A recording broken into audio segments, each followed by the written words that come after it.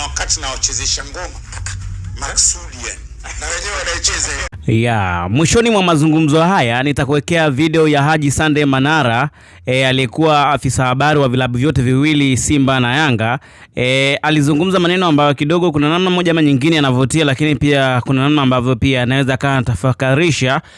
Maneno yake yanatafakarisha kwa maana ya kwamba sintofahamu ambapo inaibuka kwa watu ambao wanamsikiliza.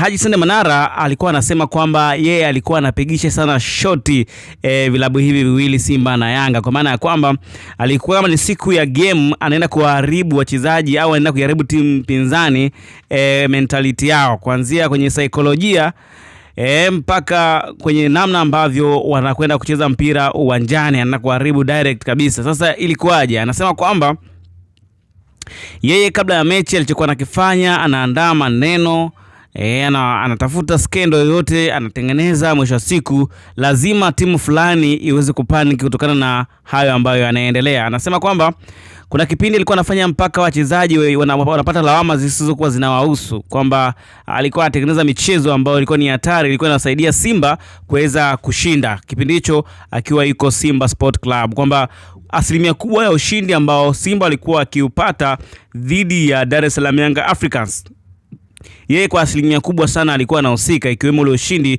wa goli 4.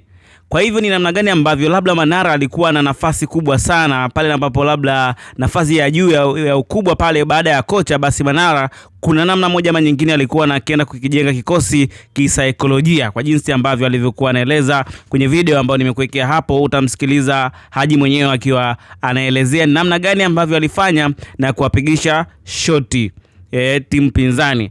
Lakini hii kudhihirisha hivyo ina maana kwamba baada ya kutoka pale Simba Sport Club, ukiangalia Simba haijawa na muendelezo mzuri katika kufanya kupata matokeo katika mechi ambazo wanakutana na Dar es Salaam Young Africans. Sasa kuna namna moja ama nyingine ukisikiliza maneno ya Haji Sunday Manara ni kama yana ukweli, kwa sababu tangu ameondoka pale Simba Sport Club na kuingia Jangwani, basi Yanga ndio amekuwa na upepo mzuri baada ya yeye kuweza kufika ubingwa, kushinda mara goli 5 mfululizo. Yote pia ilikuwa ni uwepo wa Haji Sunday Manara. Sasa unaweza kusema kwamba kuna namna moja ama nyingine Haji Sunday Manara anazisaidia timu hizi labda kwenye mchezo saikolojia ama vipi. Wewe utamsikiliza utagundua kwamba kuna namna moja ama nyingine Haji Sunday Manara anahusika sana kwenye vilabu hivi viwili. Na haya mahojiano alikuwa akifanya na moja kati ya media Clouds Media hapo akihojiwa, na mimi nikuwekea baadhi ya kipande tu uweze kusikiliza. Mimi ni Steven Kamil na hii ni Spruce Online TV. Maksudi yani. Na wenyewe wanaicheza na wanaingia kichwa ilikuwa Yanga wanaingia kichwa. Mfano mingi tu, yani mifano mingi nimewachezesha sana ngoma. Na Manara kuishia hapo, wakaendelea kutoa mfano na aina ya mechi ambayo pia aligusisha shoti, wakaparangana wenyewe kwa wenyewe. Endelea kumsikiliza Haji Sunday Manara akizidi kuelezea, ndivyo unavyoweza kumjua mzee huyu alivyokuwa hatari. Kwa ule ushindi wa Simba ulikuwa una namna yake nyuma yake, bwana jamaa alihusika hapo.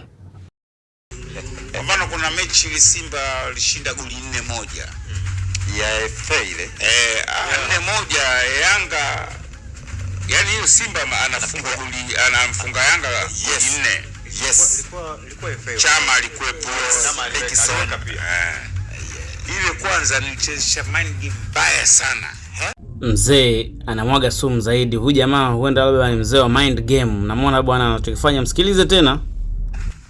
Ambao yani sikuizungumza leo. Lakini ikawatengenezea kitu tofauti kabisa Young Africans. Yani nikatengeneza propaganda moja kwenye social media ya hatari sana. Na mpaka mimi nikuja pale Yanga waliamini. Nikamwambia it's not true. Nilicheza tu game. Wakapewa lawama wachezaji wasiohusika hata kidogo. Kumbe mimi tayari nilishapigisha ile shot. Wakala goli 4. Haji Manara mwenyewe anakiri kwamba bwana aliwapigisha shoti mpaka wachezaji wenyewe kwa wenyewe wakawa wanagombana. Na baada ya hapo alienda kuingia Dar es Salaam Young Africans na walimpokea kwa mikono miwili. Maswali ya kujiuliza ni kwamba waliweza kumwamini vipi kwamba sio spy wa Simba Sport Club, ila kwa Yanga bwana wana moyo kweli kweli. Kwa jinsi ninavyosikiliza leo hii bwana, historia ya Manara kuna kitu ambacho inanifunza. Huyu jamaa ni mtaalamu sana kwenye hii michezo, na huenda sasa hivi Simba haya anayapitia, huenda Manara anaweza kawa anahusika kwa asilimia kadhaa. Msikilize tena. Sasa vile vitu nilikwambia nyinyi yani kingi mnaingizwa na confidence. Unajua at that time Simba walikuwa na confidence sana washabiki wao. Yani kuna mechi, yani mkienda kucheza na Yanga ile pressure inakuwa haipo kabisa. Yani kuanzia washabiki, viongozi, wachezaji, yani wanaenda kucheza kama mechi ya kawaida. Yani kabisa Simba wanafikiria hawana wasiwasi wote. Simba mechi wanazopata tabu ilikuwa ndio Yanga Lakini Manara hapa anasema kwamba confidence ndio kila kitu. Confidence ndio kila kitu, na alichokifanya yeye ni kuwapa confidence wachezaji wa Simba Sport Club, na ndio maana waliweza kuwapiga hata Yanga goli 4. Kwa hivyo basi wachezaji wakiweza kujenga kisaikolojia, hata kama wana uwezo mdogo, wanaweza kufanya vitu vikubwa sana. Sasa na anasema kwamba baada ya yeye kuhamia Yanga, alichokifanya pia kwa wachezaji wa Yanga ni kuwapa confidence.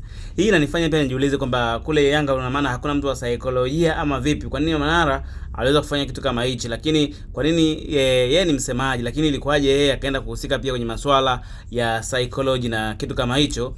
Na je, kwa namna hiyo anaamini kwamba uwezo wake ndio ulikuwa unasababisha Yanga inashinda kwa kiasi hicho, ama ni uwezo wa kuwa na kocha mzuri, ama kuwa na kocha mzuri pia kutokana na namna uwezo wake wa kuwashawishi wachezaji ndio kilihusisha matokeo mazuri huko mitaa ya Jangwani? Huyo ni Haji Sunday Manara mwenyewe, msikilize tena hapa anachokizungumza. Kuna mechi kwa mfano Simba na Yanga ilikuwa kitoka draw. Yani bonge la lawama, mnamtafuta mchawi. Una mechi Simba tangulia kupata goli 2.